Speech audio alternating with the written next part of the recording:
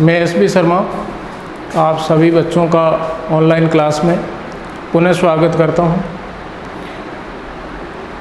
पूर्व की वीडियो में हमने पुनर्जागरण और उसके कारण और परिणामों का अध्ययन किया था और उसके बाद में धर्म सुधार आंदोलन कारण और परिणामों को जाना था। आज हम बात करेंगे अमेरिका की क्रांति के बारे में। अमेरिका की क्रांति की बात करने से पहले इसकी पृष्ठभूमि को समझना भी ज़रूरी है। पूरे विश्व में अमेरिका के बारे में किसी को पता नहीं था और न ही अमेरिका की कोई खोज करने के लिए गया था, लेकिन भाग्यवश अमेरिका की खोज हुई। ये खोज कैसे हुई इसके बारे में हम बात करते हैं। अमेरिका की खोज करने वाला कोलंबस था। 1492 ईस्वी में कोलंबस ने खोज की थी और कोलंबस स्पेन से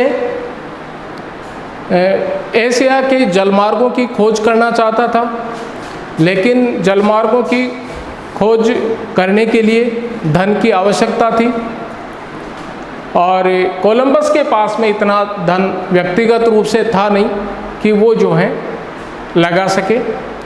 तो इसलिए कोलंबस ने स्पेन की जो महारानी थी इसाबेला, उससे आर्थिक सहायता की बात की कि आर्थिक सहायता दी जाए, इससे स्पेन को फ़ायदा होगा, लाभ होगा, क्योंकि नए देशों की जब खोज होगी उनके साथ में व्यापार होगा। और इसके साथ में ही ये भी कोलंबस ने बताया इसाबेला को कि वहाँ पर कई प्रकार के ऐसे पदार्थ हैं जिनके द्वारा धन प्राप्त किया जा सकता है। इसलिए इसाबेला ने आर्थिक सहायता देने का वचन दिया और कोलंबस स्पेन से एशिया के जलमार्गों की खोज करने के लिए निकल पड़ा।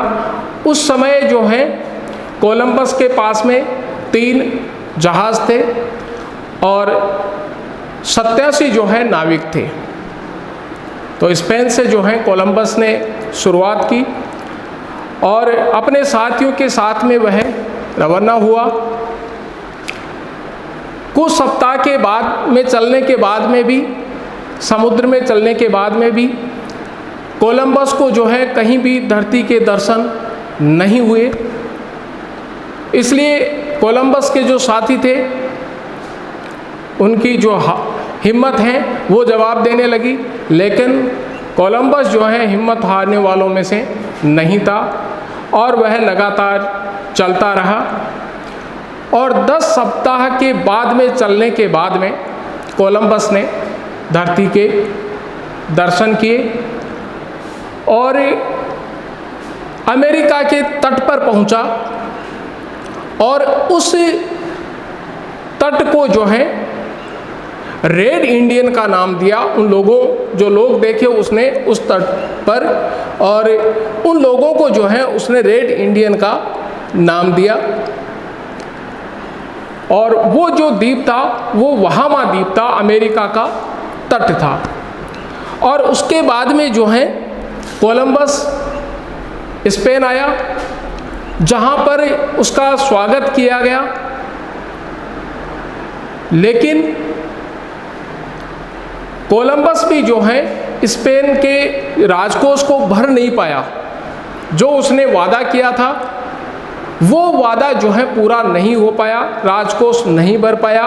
इसलिए कोलंबस को जो उपाधियां दी गई थी वो उपाधियां भी उससे छीन ली गई और इस प्रकार से कोलंबस दुखी हुआ और कोलंबस की 1506 ईस्वी में मृत्यु हो गई।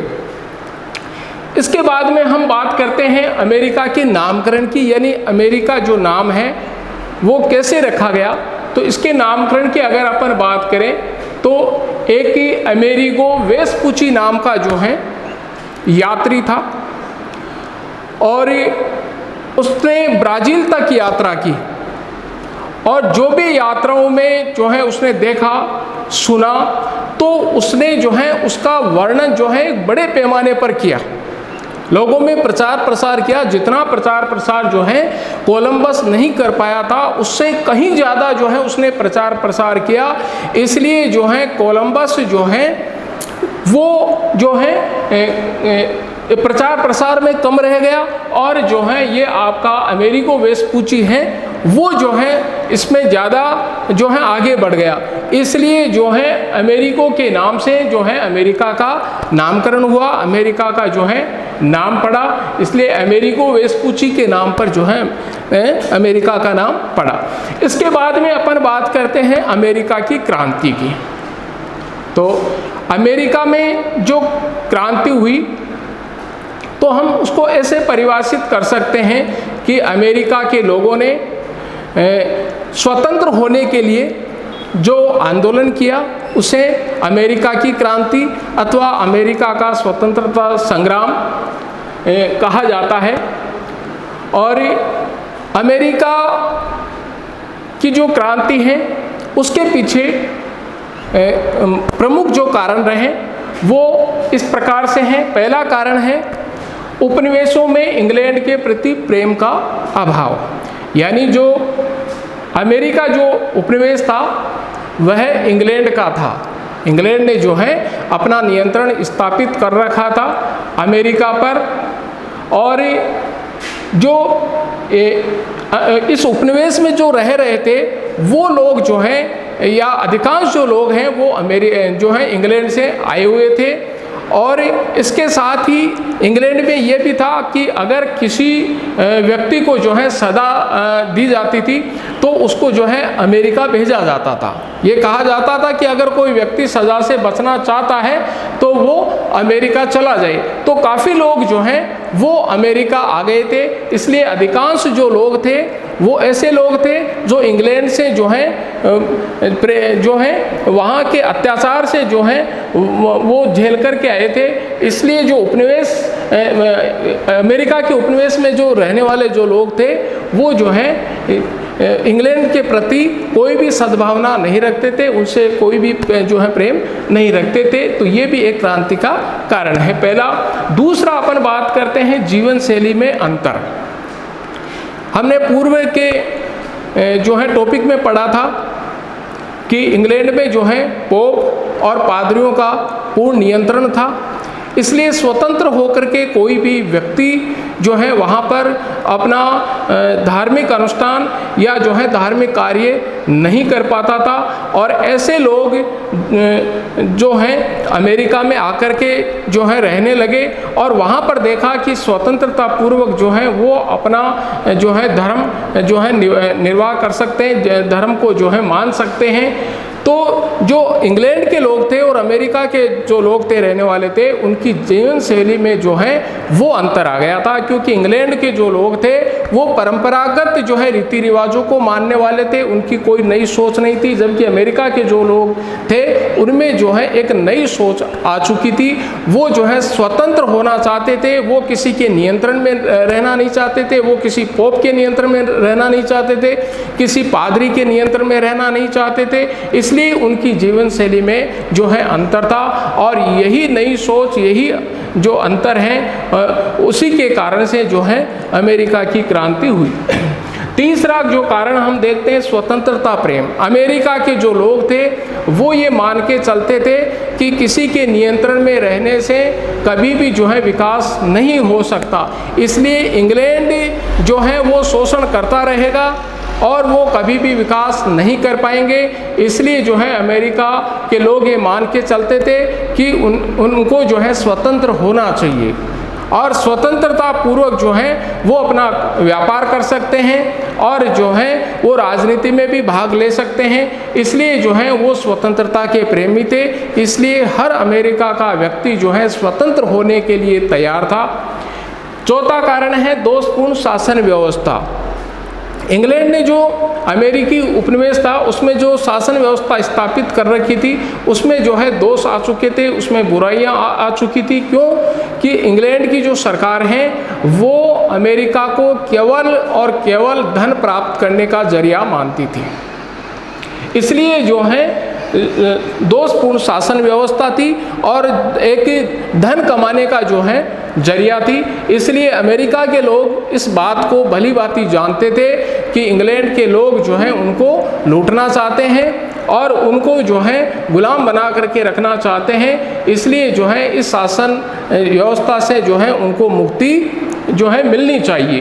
पांचवा है बौद्धिक चेतना का विकास। हमने पूर्व के वीडियो में पढ़ा था कि पुनर्जागरण का जो है दौर शुरू हो चुका था और अमेरिका में जो लोग गए थे इंग्लैंड से वो पहले जो है शासन व्यवस्था को जो है देख चुके थे, समझ चुके थे और इसके साथ ही साथ जो है जो दोषी जो व्यक्ति गए थे जो इंग्लैंड से वो भी जो है यहाँ पर जो है उन्होंने शुरू कर दिया था और वो ये जानते थे कि कभी भी जो है वो अब इंग्लैंड नहीं जाएंगे, इसलिए जो है अमेरिका में ही उनको रहना है और जो है उनका बौद्धिक चेतना का जो विकास है इसी आधार पर निरंतर चलता रहा कि उन्हें संघर्ष करना है, उन्हें स्वतंत्र होना है, उनको जो है पुनः पोप और पादरी के जो है चंगुल में नहीं फंसना है। तो इसलिए बौद्धिक चेतना का जो है विकास हुआ।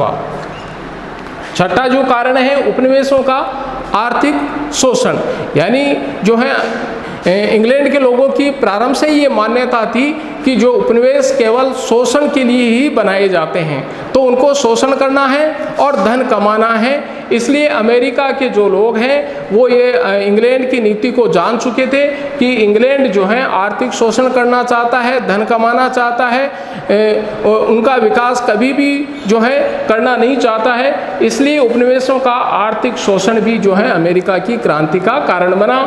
सातवां है सप्तवर्षीय युद्ध का प्रभाव। महत्वपूर्ण जो है इसमें ये कारण है, ये जो है सप्तवर्षीय युद्ध चला 1756 से लेकर के 1763 ईस्वी तक, 7 वर्ष तक यह युद्ध चला, इसलिए इसे सप्तवर्षीय युद्ध कहा जाता है। अब ये युद्ध किनके बीच में हुआ? ये युद्ध हुआ इंग्लैंड और फ्रांस के बीच में। क्यों हुआ? क्योंकि इंग्लैंड जो है अमेरिका को अपना उपनिवेश मानता ही था और इसके साथ फ्रांस भी जो है वो अमेरिका उपनिवेश पर जो है अपना आधिपत्य जो है वो जताना चाहता था या अपने नियंत्रण में लेना चाहता था। इसलिए दोनों के बीच में जो है ये संघर्ष हुआ और अमेरिका के लोगों की ये धारणा थी कि अगर वो इंग्लैंड का विरोध करते हैं तो फ्रांस जो है वो उनके ऊपर नियंत्रण स्थापित कर लेगा, इसलिए जो है उनको इंग्लैंड की ज़रूरत थी। लेकिन जब ये सप्तवर्षीय युद्ध हुआ तो उसमें जो है अमेरिका के लोगों ने काफ़ी जो है वो धन कमाया। धन इसलिए कमाया कि अमेरिका के जो लोग हैं चोरी छिपे जो हैं फ्रांस को वो जो है अपना जो व्यापार था वो चला रहे थे, जबकि जो है इंग्लैंड ही इसके लिए जो है वो बाध्य था कि वो इंग्लैंड के साथ में ही केवल व्यापार कर सकते हैं। लेकिन इस 7 वर्ष के युद्ध के दौरान अमेरिका के लोगों ने फ्रांस के लोगों की सहायता की, हर प्रकार से सहायता की, धन भी कमाया और अमेरिका के लोगों को सहायता भी दी। लेकिन अंत में सप्तवर्षीय युद्ध में सबसे ज़्यादा नुकसान जो है फ्रांस का हुआ और फ्रांस की जो है इसमें हार हो गई। लेकिन अब जो है अमेरिका के लोगों के लिए ये फ़ायदा रहा क्योंकि धन भी कमा लिया और इसके साथ ही अब उनको फ्रांस का कोई डर नहीं रहा, क्योंकि फ्रांस जो है वो हिम्मत हार चुका था, उसकी हार हो चुकी थी। अब जो है अमेरिका के लोगों के सामने एक ही शक्ति थी जिससे टकराना था और वह शक्ति थी इंग्लैंड। इसलिए सप्तवर्षीय युद्ध के कारण से अमेरिका को धन भी मिला और साथ ही साथ जो है फ्रांस से छुटकारा मिला और जो है उन्होंने स्वतंत्र होने के लिए जो है कमर कस ली। इसलिए सप्तवर्षीय युद्ध का प्रभाव जो है महत्वपूर्ण रहा। 8वां कारण है उपनिवेशों के प्रति कठोर नीति। इंग्लैंड की सरकार ने धन कमाने के लिए अमेरिका जैसे उपनिवेशों पर जो है कठोर नीति बनाई और जो है उनके ऊपर कई करों का बोझ जो है डाल दिया। और इस कारण से अमेरिका के लोग जो हैं वो इंग्लैंड की सरकार से जो है घृणा करने लगे और जो है इस क्रांति में देखते ही देखते लोगों की संख्या निरंतर बढ़ती चली गई। नौवां है टाउनशेंड कर योजना। टाउनशेंड ने जो है कर योजना चलाई और अमेरिका के लोगों ने जो है क्रांति में भाग लिया और इस टाउनशेंड कर योजना का विरोध किया। और इसी दौरान जो है अमेरिका के लोगों के बीच और इंग्लैंड के जो सैनिक थे उनके बीच में टकराव हुआ और इस टकराव में जो है अमेरिका के 5 लोग मारे गए। इस टकराव में अमेरिका के 5 लोग मारे गए। हालांकि इंग्लैंड के सैनिकों की मंशा जो है इनको मारने की नहीं थी, लेकिन एक साथ जो है लोग इकट्ठे हो गए, इसलिए मजबूरन उनको जो है उनको 5 व्यक्तियों को मारना पड़ा। और इसलिए जो है लोगों में जो है और अधिक जो है वो आक्रोश की भावना जागृत हो गई। इसके बाद में 10वां जो कारण है तात्कालिक कारण, वो है बोस्टन टी पार्टी, यानी जो बंदरगाह था बोस्टन का, उस पर जब अमेरिका के लोगों को पता चला कि उस पर जो है व्यापार चल रहा है, चाय की जो पेटियां हैं, तो अपना विरोध दर्ज कराने के लिए अमेरिका के कुछ लोगों ने जो है वेश बदला, यानी इंग्लैंड के सैनिकों जैसा वेश बनाया और उसके बाद में जो है वो जहाज़ों पर चढ़ गए और जहाज़ों पर जो चाय की जो पेटियां थी उनको जो है समुद्र में फेंक दिया। और इस घटना के लिए जो है इसे बोस्टन टी पार्टी के नाम से जानते हैं। ये घटना 16 दिसंबर 1773 ईस्वी को घटी और यही जो है तात्कालिक कारण बना। और ये कई बार क्वेश्चन पूछा भी जाता है एग्जाम में, बोस्टन टी पार्टी क्या थी? तो ये जो है चाय की पेटियों को समुद्र में फेंका गया और इसलिए इसको बोस्टन टी पार्टी के नाम से जानते हैं। अब हम बात करते हैं अमेरिका की क्रांति के परिणामों की। क्या क्या परिणाम निकल करके सामने आए इस क्रांति के बाद में। तो पहला कारण है अपना इसमें स्वतंत्र राष्ट्र की स्थापना। सबसे पहले एक स्वतंत्र राष्ट्र की स्थापना हुई, अमेरिका जो है स्वतंत्र हुआ, ये इसका परिणाम निकला। क्योंकि उस समय कोई व्यक्ति ये नहीं सोच सकता था कि अमेरिका जो है स्वतंत्र हो जाएगा, लेकिन अमेरिका स्वतंत्र हुआ, इसलिए जो है स्वतंत्र राष्ट्र की स्थापना जो है अमेरिका में हुई। दूसरा इसका परिणाम निकला सामाजिक परिणाम। तो जो सामंतवादी जो व्यवस्था थी, यानी समाज में जो विकार थे, जो बुराइयां थी, वो जो है वो दूर हुई और अमेरिका के लोग अपने देश को जो है विकसित करने के लिए जो है प्रयास करने लगे। तो सामाजिक रूप से भी जो है इसमें बदलाव आया और ये जो है इसका सकारात्मक परिणाम निकला। तीसरा जो है इसका परिणाम निकला आर्थिक कारण।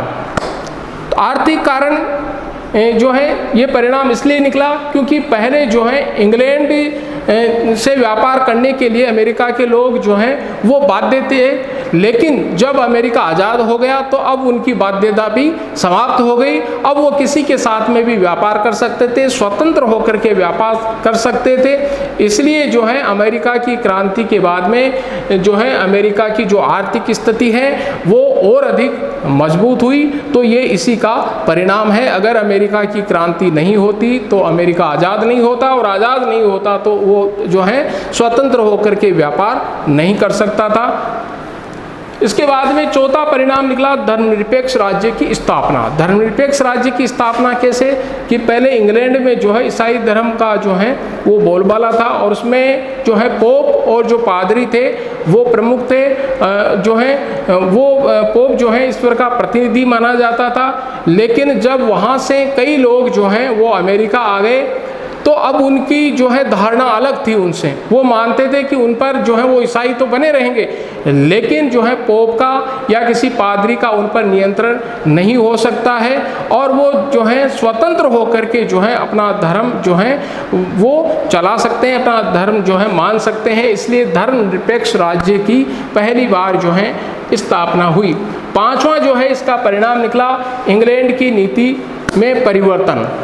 इंग्लैंड हमेशा ये मान के चलता था कि कोई भी उपनिवेश जो है वो उससे स्वतंत्र नहीं हो सकता और वह हमेशा इसी प्रकार से शोषण करता रहेगा। लेकिन जो है अमेरिका जैसे ही आज़ाद हुआ तो जो है इंग्लैंड की सरकार ने पहली बार यह महसूस किया अगर कि इसी प्रकार से अन्य देश भी अगर जो है स्वतंत्र हो जाएंगे तो उनका साम्राज्य तो जो है वो समाप्त हो जाएगा। इसलिए जो है पहली बार जो है इंग्लैंड की सरकार ने जो है अपनी नीति में बदलाव किया और ये जो है नीति बनाई कि कोई भी जो देश है या कोई भी इंग्लैंड का उपनिवेश है उसमें जो है विद्रोह की भावना पैदा न हो, इसलिए नीति में परिवर्तन किया गया। इसके बाद में अन्य जो है परिणामों की भी अपन बात कर सकते हैं कि जब अमेरिका आज़ाद हो गया तो ये चिंगारी अमेरिका तक ही सीमित नहीं रही, यह चिंगारी अन्य देशों तक भी पहुंची और वो भी ये तर्क देने लगे कि अगर अमेरिका आज़ाद हो सकता है, अमेरिका स्वतंत्र हो सकता है तो वो भी स्वतंत्र हो सकते हैं। तो इसलिए जो है भारत जैसे देश में भी जो है ये आवाज़ बुलंद होने लगी कि उन्हें भी आज़ादी चाहिए। हालांकि जो है आवाज़ को जो है दबा दिया गया, लेकिन फिर भी ये पहली बार जो है लोगों में आत्मविश्वास पैदा हुआ कि इंग्लैंड के जो है चंगुल से वो आज़ाद हो सकते हैं, अगर संघर्ष किया जाए तो आज़ाद जो है हो सकते हैं। तो ये इसका जो है एक बड़ा जो है सकारात्मक परिणाम जो है निकल करके आया। आज अपन इस टॉपिक को यहीं तक समाप्त करते हैं और अगले जो है लेसन में हम दूसरे टॉपिक को लेंगे। धन्यवाद।